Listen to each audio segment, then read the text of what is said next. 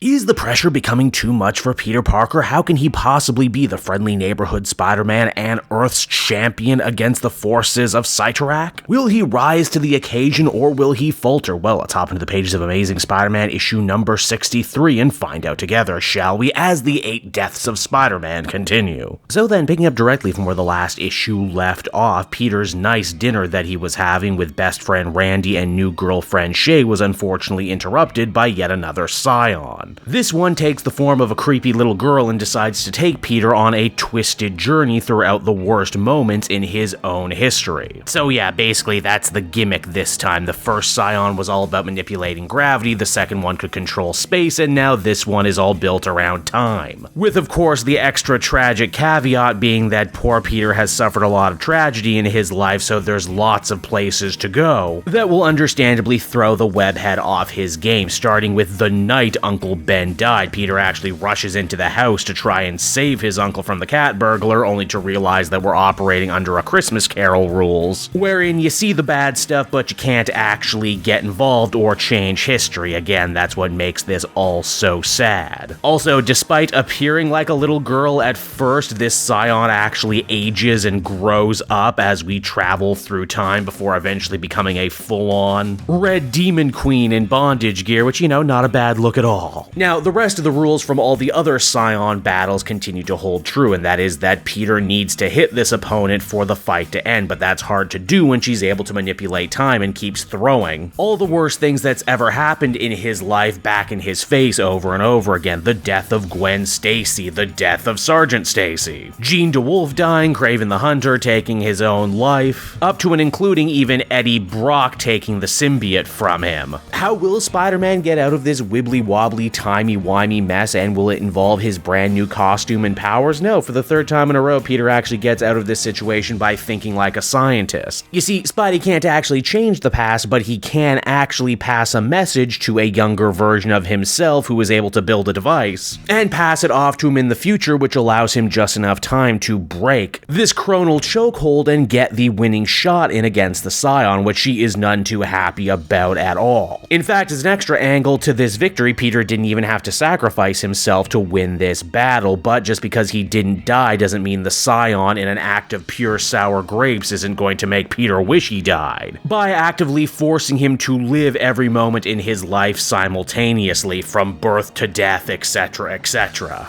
Basically, it's pure torturous mental overload, and it probably would have killed a weaker person, but hey, this is Spider-Man and he's in it to win it. Though unfortunately, this fallout ends up completely ruining Peter's night out with his best friend and girlfriend. It's because of that he ends up leaving the table all dejected, and it's not like he can explain to them what happened. He just has to get up, make an excuse, and look like an asshole all over again. You know, classic Parker luck, only this time something different happens. Shay actually follows behind him, realizes something's wrong, no doubt making use of her skills as a psychiatric nurse, and because of that she vows to actually try and help Peter feel better. In fact, she says that she's going to put together a whole picnic for the two tomorrow. And you know what? That's literally what the rest of the issue is about. Yeah, Peter defeated the Scion early on in the book, and the second half is just related to his life and personal relationships. Now, this issue is important for another big reason too, and that is, it's actually the first time Justina Ireland has had the full reins to this series. Again, for those who don't know, she co-wrote the first couple issues of 8 Deaths of Spider-Man, and she's going to be the new main Spider-Man writer when this is all done. So getting a chance to actually preview what her writing style is and what kind of new ideas she's going to bring to the Spider-Man book is pretty fascinating, and I gotta say, I'm interested to see the take she goes with. Mainly, this issue is all about exploring how this extra pressure of being the champion of magic is affecting Peter's life. Hell, he struggled to just be a regular spider-themed hero. Now he's gotta save the day and the universe. It's a lot to take in. He ends up disappointing his aunt, who he promised he would actually help put together a feast event for, and ends up feeling really bad about it. Thankfully, he ends up finding a sympathetic ear in the form of Black Cat. They actually have a very funny back and forth too, where he says, "Hey Felicia, is that a tiara in your pocket?" "No, it's a crown." "What's the difference?" "About $2 million American." Peter also apologizes for how he treated Felicia in the previous issue. Again, if you remember, she dropped hints to the fact that she broke up with her current boyfriend, and Peter didn't ask any follow-up questions, which kind of made him seem like a shitty friend. He realizes that now and wants to try and make it better. And honestly, that's kind of the best thing about the latter half of this issue. Peter taking stock of his life, the things he's done wrong, and him actively trying to make it better any way he can. Black Cat even gives Spider-Man some good advice too, and that is to basically choose life, to choose joy despite whatever else is going on with him right now. He's got a good thing going with Shay, and together they have a nice date. In fact, she even opens up to him about times when she felt that her life was falling apart as a nurse working at the particularly dangerous Ravencroft Asylum, and yeah, it all works and feels really good. Hell, we even see two of the elder Scions watching this date from afar and wondering why they can't just jump Spider-Man now when he seems to be at his most vulnerable. Oh, but where would the fun be in that, right? This is still 8 deaths of Spider-Man, so we still got quite a few issues to go. It's as the comic winds down, though, this entry ends up throwing the most interesting of curveballs yet. You see, we check on in with Cyclops' X-Men team over in Alaska. If you regularly read that series, you'll know that Juggernaut Kane Marco is actually a member of that team, and well, he ends up hearing the call of CYTORRAK, the one who gave him his powers. And now it seems the Juggernaut is being told to go to New York City to beat the crap out of Spider-Man, which honestly is a development that I did not see coming, but one that I actually really appreciate. And so that was Amazing Spider-Man issue number 63, everybody, and man, this is a very different feeling sort of issue for many different reasons. I think up until now I've enjoyed the general direction of 8 Deaths of Spider-Man, mainly the renewed focus on Spider-Man's actual civilian life as Peter Parker and his interpersonal relationships, even if the whole champion of magic, working for Dr. Doom, fighting CYTORRAK stuff, you know, I could take or leave. This issue almost feels damn tailor-made for someone like me because it dispenses with the Scion stuff so early on and instead chooses to double down on the human soap opera that is Peter Parker's life, and you know what? I really enjoyed it. Feels like Justine Ireland really gets Peter Parker as a character. He doesn't always have to win, he doesn't always have to be right, but at the very least he has to try, and I feel like that's something that has painfully been missing from the last several Spider-Man runs. Peter never really tried as much as he should have.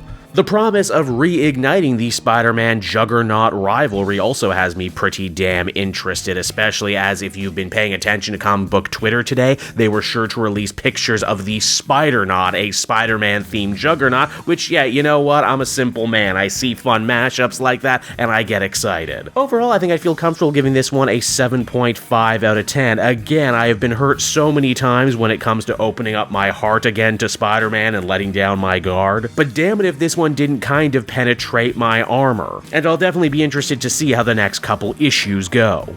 Hey there everyone, it's your old pal Cape Joel again, thanking you so much for watching to the end of the video. I hope you enjoyed it, and if you did, why not check out my Amazon link down in the description. Yes, that's right, the Cape Joel channel officially has its own Amazon storefront now. You can pick up a comic or anything else for that matter, and if you did, you'd really be helping me in the channel. So with that out of the way everyone, I will see you again next time. Bye-bye.